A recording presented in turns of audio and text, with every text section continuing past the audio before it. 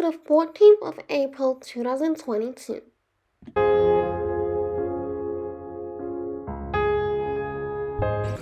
Good afternoon, everyone. I have arrived at Dagenham Heathway, and I literally came straight from recording, and it is now 12:30 p.m. So I have arrived at Brook Park now. So there's a football pitch here and some willow trees there. I think I'm gonna fly my drone on the opposite side and learn about why Dagenham Heathway is called Dagenham Heathway. So the Dagenham Heathway station was opened on the 12th of September 1932. The station was constructed and initially operated by the London Midland and Scottish Railway, with services provided by the District Line from the outset. The station was called Heathway, but then it added the Dagenham in 1949. And this place was historically a rural parish in the Beacon-Tree hundred of Essex, stretching from Hainault Forest, which I have been to, and the north to the River Thames. Dagenham remained mostly undeveloped until 1921, where the London County Council began construction of the large Beacon-Tree housing estate. The population significantly increased as people moved to the new housing in the early 20th century, with the parish of Dagenham becoming Dagenham Urban District in 1926. Dagenham was chosen as a location for industrial activity, and is perhaps most famous for being the location of the Ford Dagenham motor car plant, where the Ford sewing mechanics strike of 1968 took place. Following the decline of industry, the southern part of Dagenham, adjacent to the River Thames, formed part of the London Riverside section of the Thames Gateway redevelopment area, with the new district of Beam Park under construction on the former site of Fort Dagenham. And Dagenham first appeared in a document in the Charter of Barking Abbey, dating from 666 AD, though alternative 7th century dates have been suggested for the charter. The name almost certainly originated with a small farmstead. The ham, or farm, came from a man's name, Deca, as Dagenham in Old English means home of a man called Deca. The charter was made to reflect a transfer of land from Aberlin, kinsman of King Sebbi of Essex, to Barking Abbey. My next destination is this Rainham Hall, and I'm gonna walk there as it's like a 1-hour walk. There's a St. Mary's Church and St. Peter's Church here. I am now inside McDonald's because I don't know when the next restaurant will be, and I haven't had a McDonald's for 2 years, so I got myself a Big Tasty and a side salad, and also I got a large chocolate shake. I finished my lunch around 8 minutes ago, and I'm supposed to be walking to Rainham Hall now. And I saw this theme park Countryland, but I feel like there's gonna be nothing again, and it's not on my list. I feel like it's just gonna be a lake, and I've seen too many lakes now. Oh, so this is the Rainham War Memorial. Even though it's not on my list, I feel like it's obviously a tourist attraction. Oh, this is the Rainham Hall. Don't tell me it is closed. I'm gonna try and get in.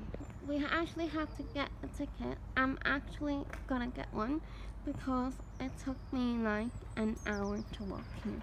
I think this is the stable block. So this is the ticket, and the ticket price is £5 for adult, and if you're 5 to 17, then it's £2.50. Attic was put on and made into a nursery, and there's not actually enough room to get a staircase up to the second floor. Yeah. So the only way up to the second floor are by the servant stairs, which are quite small, quite narrow. Well, I'm now on the first floor. I think that used to be where they cook their food. There's another room here as well. Oh, there's something here. So this is the best bedroom. I love it as well because it's pink. And according to that sign, they said that this bedroom has been painted 11 times. So I gotta take a photo here. Right, isn't this card our ticket? That's so funny.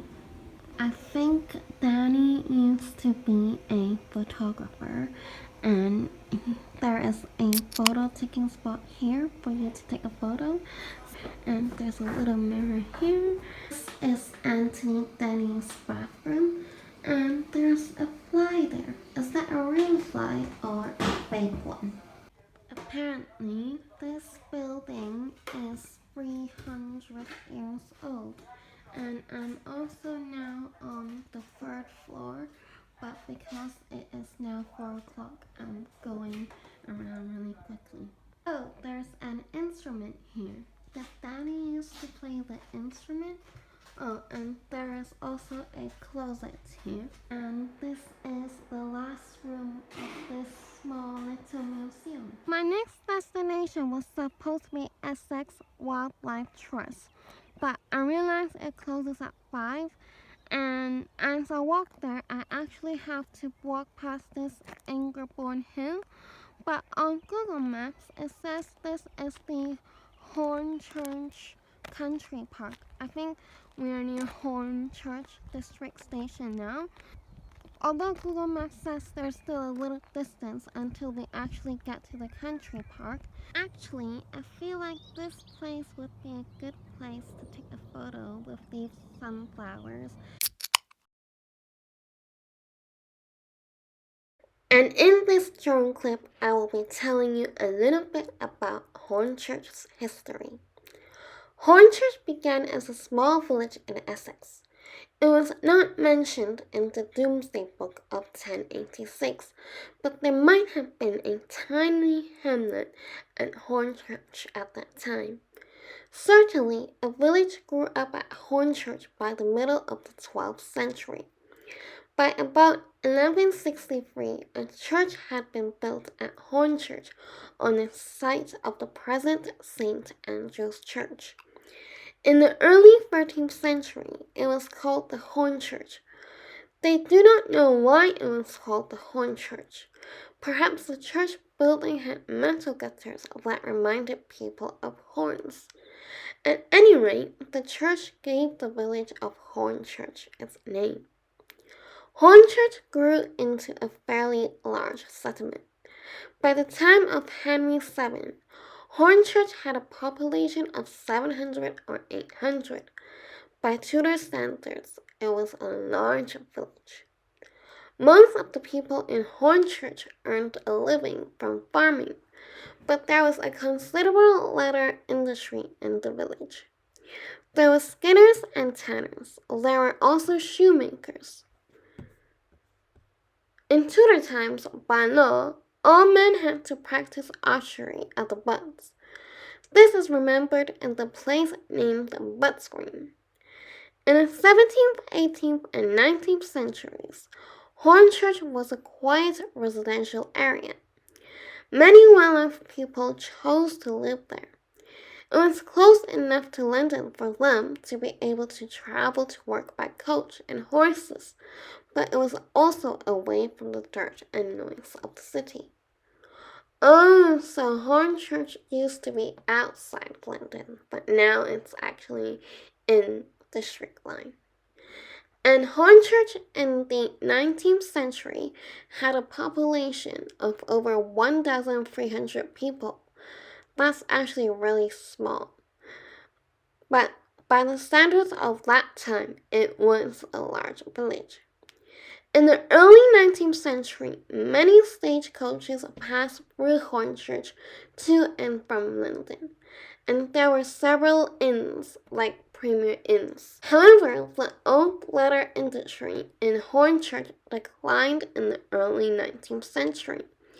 It ended completely by the middle of the century. Oh my gosh, I'm currently walking to Upminister Park, and there are some Chinese silver pamper grasses here, and I want to take a photo with them. So there's a lake here, which kind of looks like the one I went to yesterday. This is the Ingebourne Marshes. So I was actually meant to go to a Rainham Marsh, but on Google it says it closes at 4:30, so I didn't have time to go to that one, so I directly came to this area. I feel like I actually saw this bit of wetland in my drone clip just now, but I want to use my drone to help me take a photo here. And in this drone clip, I will be telling you information about the Ingebourne Marshes. It is a 74.8 hectare biological site of special scientific interest in Hornchurch, in the London Borough of Havering. The site is managed by the Essex Wildlife Trust. The marshes run along both sides of the river, the northern position next to the Hornchurch Country Park, and stretching south to Rainham. This is almost all closed to the public, but part of it can be viewed from the park. A long narrow strip stretches east from the river to Brook Pond Road, incorporating Brook Pond, a reservoir which is used for fishing. This is open to the public. The site also includes an irrigation reservoir east of Brook Pond Road.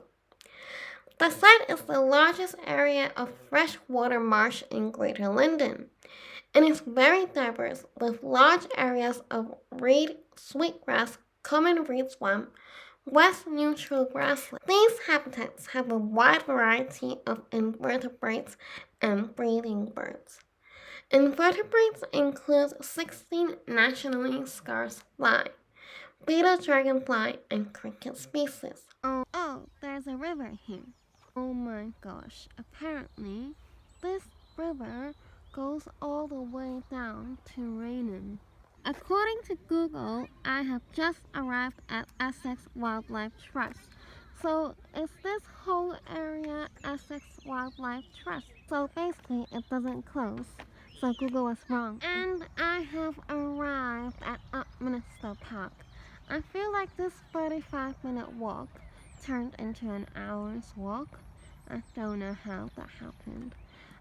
But I'm gonna go in. So this is the map, and I am here right now, and I feel like that is the football pitch, and I'm gonna walk around the park first. Wow, look at these beautiful grasses. I just took a photo here like this.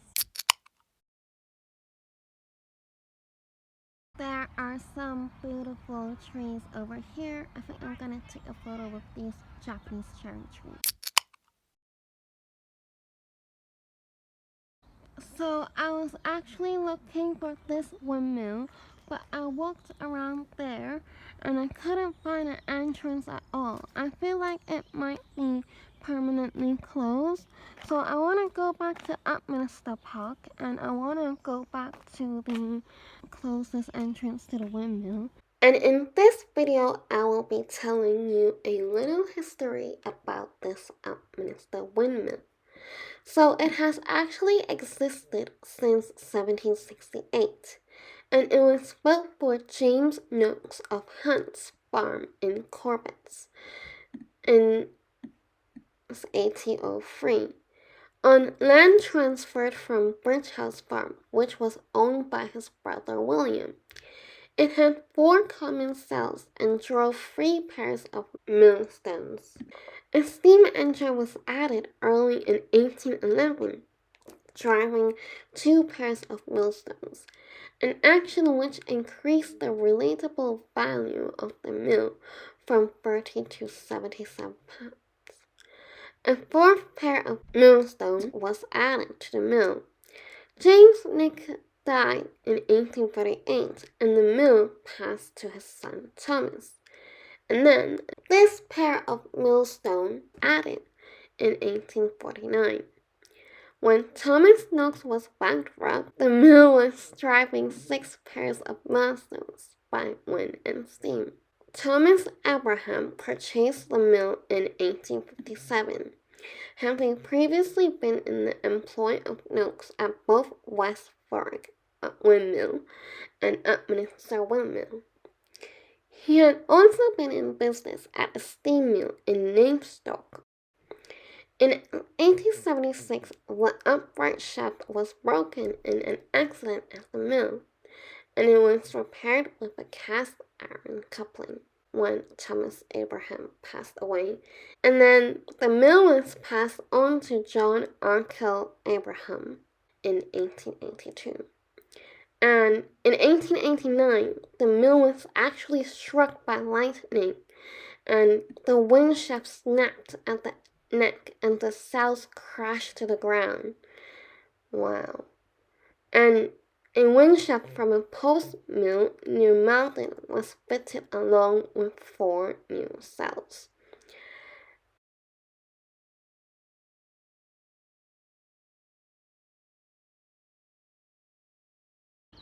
So I'm probably gonna end this vlog here because the time now is 7:36 p.m.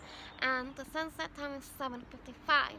And my goal was to get back to Upminster Station and take Upminster because I always wanted to come to Upminster, so I didn't. I will end the vlog here. If you enjoyed this vlog, don't forget to subscribe, like, share with your friends, and comment down below why is the windmill shut. And let me know if you actually went to any of these places because of my vlog, and I'll see you all with another traveling vlog or music related video.